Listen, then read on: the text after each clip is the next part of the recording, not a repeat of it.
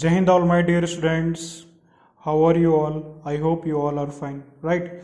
So today we are starting our new topic of this chapter, that is pollination, right? So before we start, first of all we would discuss some of the questions in which you are facing the problems, right?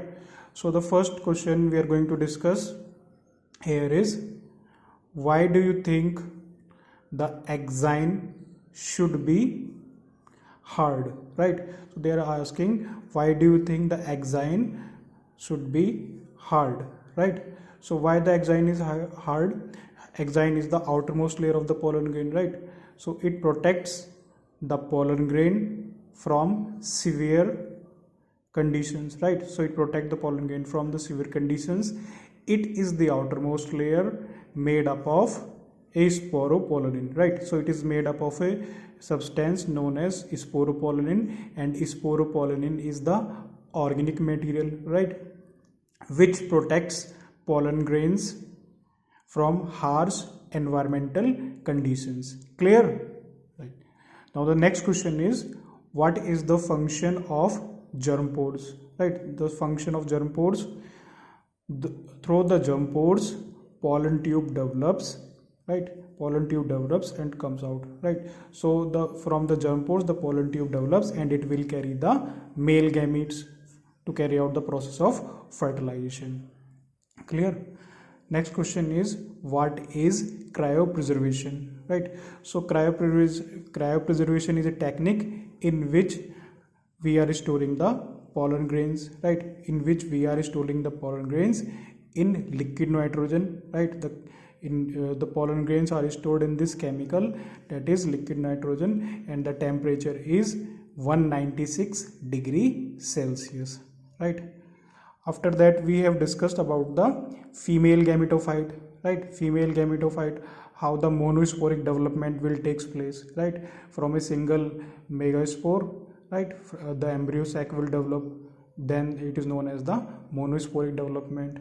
Now the question here is, what will be the ploidy of the cells of, right? So ploidy means ploidy, whether the number of chromosomes, whether they are haploid or whether they are diploid, right?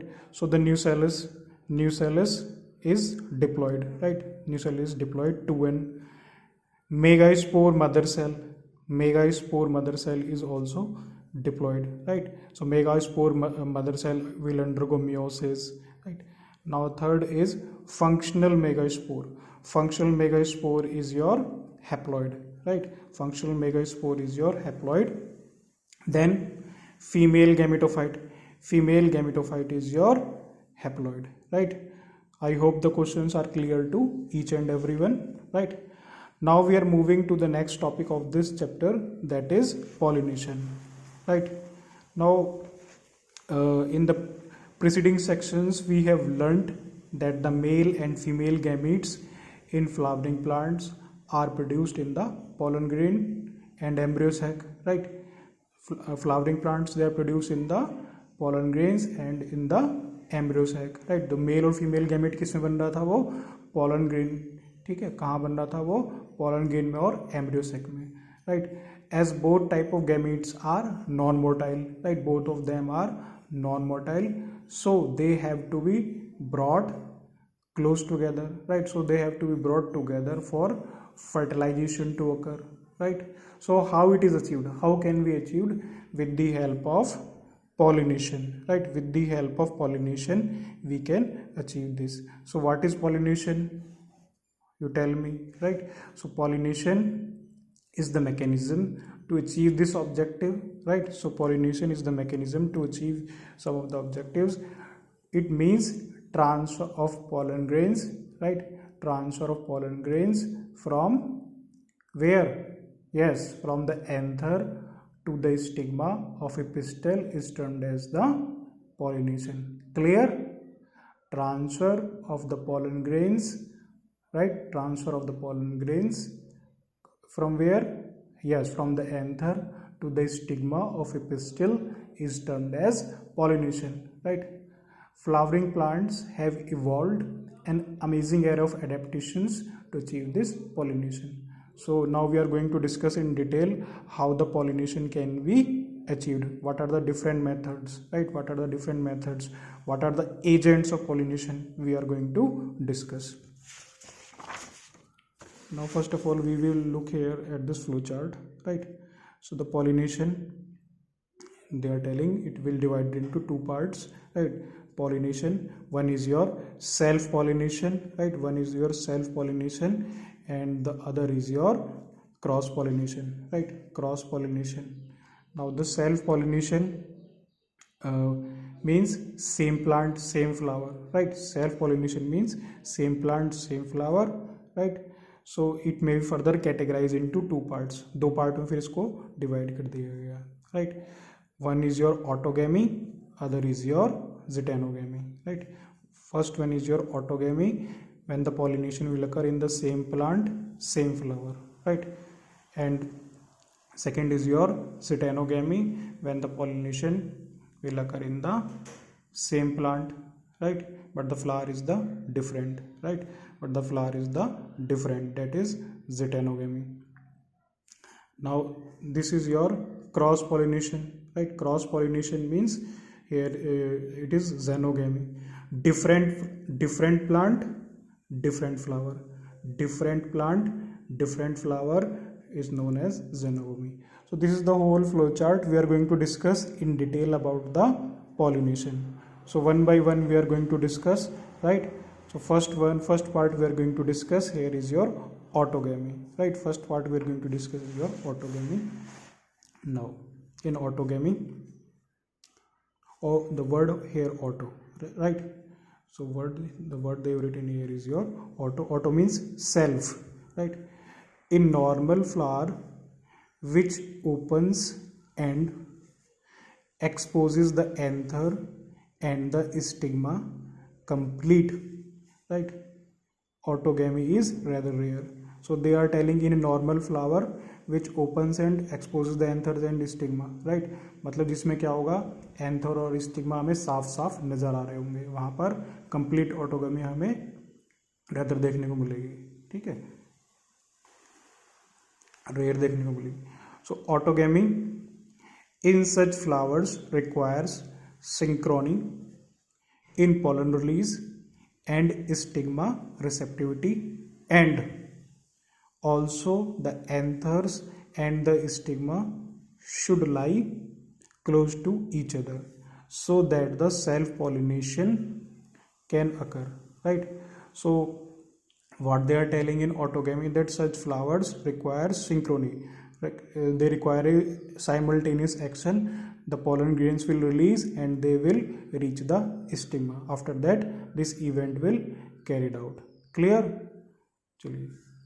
Now some of the examples they are showing in autogamy, right? Viola, it is also known as common pansy, right? Oxalis, and in Commelina, right? Commelina, Commelina, Commelina, right? So there are two type of flowers, right? So they are dividing into, they are categorizing into two type of flowers. First one is your chasmogamous flowers, right? First one is your chasmogamous flowers, right? So open flowers, right? So the open flowers in which exposed anthers and the stigma, right? Chasmogamous means open flowers, it means they are having exposed anthers and the stigma. Second is your cleistogamous flowers. Cleistogamous is your closed flowers, right? So anther and stigma lie close to each other. This is known as the cleistogamous flowers. So they are having two type of flowers, one is the chasmogamous and other is your cleistogamous, right? So I will show you both the flowers, right? I will show you both the flowers of chasmogamous as well as the cleistogamous, right? So if you look at here, right? So this is your, yes, they are having well exposed anthers, right? Well exposed anthers and the stigma part, right? This is the structure of hibiscus and you will see it clearly, right? It is a chasmogamous flower, right? And if you are able to see it here, this is, we can call it cleistogamous flowers, right? So cleistogamous means this is your closed flower, right? We can call it a closed flowers. Clear?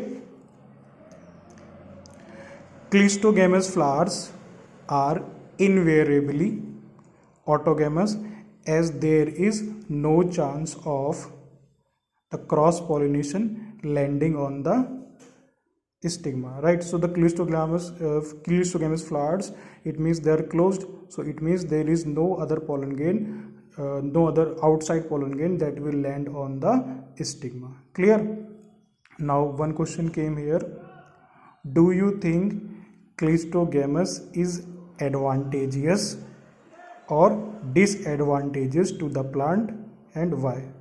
So are you able to answer this question, right? Are you able to answer this question? Do you think cleistogamous is advantageous or disadvantageous to the plant, and why? Yes, we are able to answer this. What is the answer? Advantage, right? The first advantage is purity of race, right? Purity of the race, pure lines can be maintained. So the pure lines can be maintained, right? Large number of pollen is not required. That would be the advantage in case of cleistogamous flowers, right? In case of cleistogamous. And what would be the disadvantage? Disadvantage क्या होगा? Variation not occur, right? So the variation will not occur and the process of evolution will halt, right? The process of evolution क्या होगा? रुक जाएगा, right? They are not able to produce superior varieties. Why they are not able to produce superior variety? Because same kind of the genes will go there to the next generation. Clear? So these are the two advantages and two disadvantages in case of cleistogamous flowers. Now the second category is zytanogamy, right? Zytanogamy means transfer of pollen grain, right, from anther to the stigma of another flower of the same plant, right? Plant is the same, it is just an example, right? Plant is the same, but what they are telling, that the pollen grains, right, from the anther to the stigma of another flower, so the flower is different, right? So the flower is different, and that is known as the zytanogamy. Functionally we can call it cross pollination, right? It is a cross pollination, right? But the plant is the same. Genetically autogamy, right? Genetically means autogamy, it means same plant is there, right? So that is autogamy, it is all self pollination. Clear? Now the last is your xenogamy, right? Xenogamy means different plant, different flower, right? Different plant, different flower, right, is known as xenogamy, right? Transfer of pollen grains from anther to the stigma of a different plant, right? So the pollen grains, they are transferring from anther to the stigma of a different plant, that is known as the xenogamy. Clear? So different plant, different flower, right, is known as xenogamy. It brings genetically different types of pollen grains land on the stigma, right? So the pollen grains, right? So what they are telling, that it brings genetically different type of pollen grains to the stigma. Clear? I hope the topic is clear, right? I hope the topic is clear. How the pollination will take place, what are the different methods of pollination, right? So again we are going to revise it, right?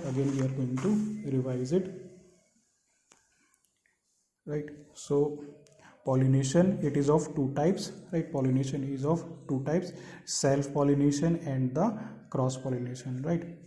Self pollination and the cross pollination, right? Self pollination further categorized into autogamy and the zytanogamy, right? Autogamy and the zytanogamy, right? Autogamy, same plant, same flower, right? Same plant, same flower, that is autogamy. Same plant, right? Here the word is missing, different, right? Zettanogamy is different flower. Clear? So I hope it is clear. The cross pollination is xenogamy, right? Xenogamy, different plant, right? Different plant, different flower. Transfer of pollen grains from anther to the stigma of a different plant, right? So this is the only type of pollination which during pollination brings genetically different type of pollen grains to the stigma. I hope now the topic of pollination to clear each and every one student. Okay.